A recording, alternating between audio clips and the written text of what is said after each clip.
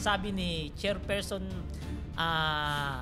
Andres na ila-livestream na etong ICI na to. Kasi alam naman natin, marami sa ating mga kababayan ang humihiling na sana nga naman talaga i-livestream para nababantayan talaga kung ano nga naman ang nangyayari habang nagdidinig dyan sa ICI na yan. Na para Congress ba tsaka HOR? Kayo, anong basa nyo dyan, Yayam at tsaka Ka-Coffee? Maganda yung in-announce ni former Supreme Court Justice and Chairman of ICI na si Andy Reyes, no? Reyes ba yun? Andy Reyes, yes. Andy Reyes.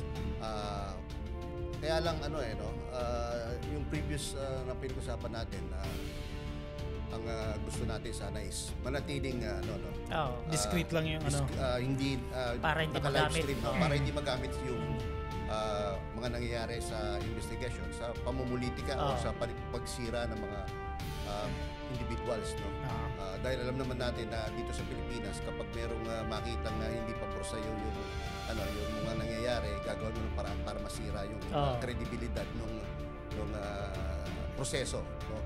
Or yung gumagawa ng investigasyon.